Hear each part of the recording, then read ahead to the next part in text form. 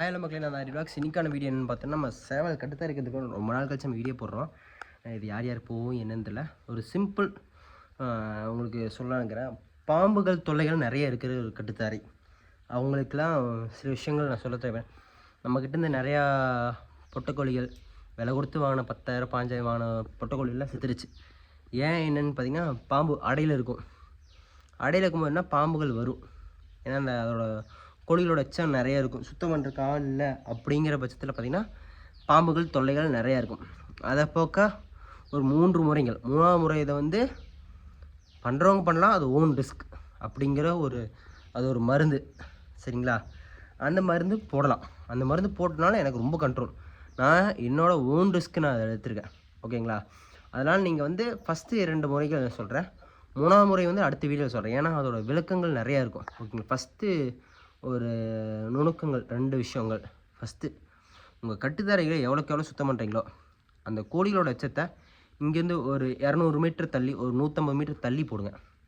எச்சங்கள் பக்கமாக போடுறதுனால என்ன ஆகுனா அதோட ஸ்மெல் பக்கத்துலேயே அடிக்கும். இப்போ 100 மீட்டர் 200 மீட்டர் போனால் எச்சங்கள் அங்கே ரொம்ப தூரத்தில் இருக்கா. பாம்புகள் நுணு சுற்றினா நாக்கில் தான் அது ஸ்மெல்லை வச்சு தான் வரும். கண் பார்வைங்கிறது அது அடுத்தது. அந்த ஹீட்டோட இது ஃபஸ்ட்டு எச்சங்கள் நாக்கை வந்து ஃபஸ்ட்டு வெளியே நீட்டிருக்கானது அந்த சென்ஸ் பண்ணு எங்கெங்கே ஏதாச்சும் இருக்கான்னு சொல்லி வேட்டையாக இருக்கா வரதா பாம்புகள். அதனால என்ன பண்ணுறேன்னா எச்சங்களை கொஞ்சம் தூரமாக போடுங்க. சரிங்களா? அதே மாதிரி இப்போ பார்த்தோன்னா நம்ம கோழிகள் குஞ்சுகள் இப்போ தான் ரொம்ப நாள் கழிச்சு என் செட்டில் ஒரு 18 முட்டைகள் வச்சு ஒரு 15 16 பொரிச்சிருக்கு. இன்னொன்று 10 வச்சு 8 பொரிச்சிருக்கு. இன்னொன்று அடைச்சிருக்கேன். இந்த டைம் நான் என் கண் கூட பார்க்குறேன். இந்த டைம் பாம்பு தொலைக்கு இது இல்லை. இதுதான் என் ப்ரீடிங் மை. பின்னாடிக்கிறான்ல வந்து ப்ரீடிங் மை மயில். ஓகேங்களா? இப்போ மயில் போட்டியில் ஒன்று போட்டிருந்தா அதுக்கு ஆயிருக்கு. சரிங்க, அதையும் காட்டுற கடைசியில். எச்சங்கள் தூரமாக போடுறனா இன்னொரு விஷயம் எச்சங்கள் தூரமாக போட்டும் மறுபடியும் வருதுன்னா உங்கள் சாம்பல் இருக்கும்ல, சாம்பல் உங்கள் செட்டு ஃபுல்லாக சுற்றி போடுங்க. சாம்பல் போட்டுட்டு நல்லா சாம்பல் நம்ம சுற்றி வர பாம்புகள் வர இது ஃபுல்லாக போட்டுட்டு அப்புறம் உப்பு, கல்லுப்பு இருக்குல்ல, அந்த கல்லுப்பை ஒரு 2-3 பாக்கெட் நம்ம கட்டுத்தழுத்து ஃபஸ்ட்டு நார்மலாக தூக்கி போடலாம்.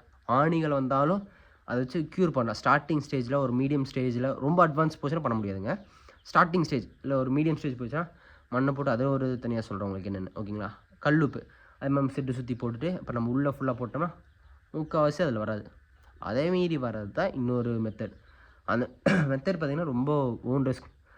நிறைய பேர்த்தோட போட்டு செட்டுகள் க்ளோஸ் ஆனதுகள் உண்டு, போட்டு பொழைச்சதுகள் நிறைய இருக்குது. அதை என் ஓன் ரிஸ்கில் போட்டேன்.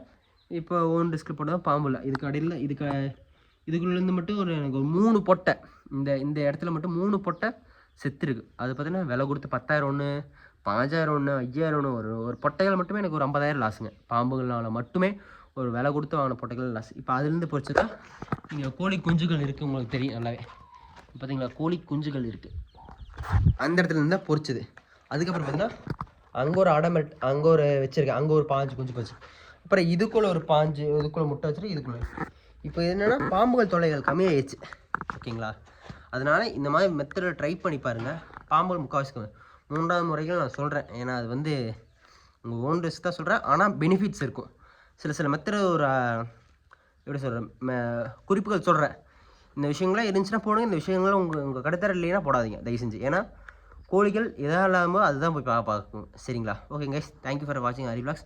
மீண்டும் அடுத்தடுத்த வீடியோ சந்திப்போம். உங்களுக்கு ஏதாச்சும் டவுட்னா கமெண்ட் செக்ஷனில் கமெண்ட் பண்ணுங்கள். தேங்க்யூ ஃபார் வாட்சிங் ஹரி விலாக்ஸ். மீண்டும் அடுத்த வீடியோ சந்திப்போம். Bye bye.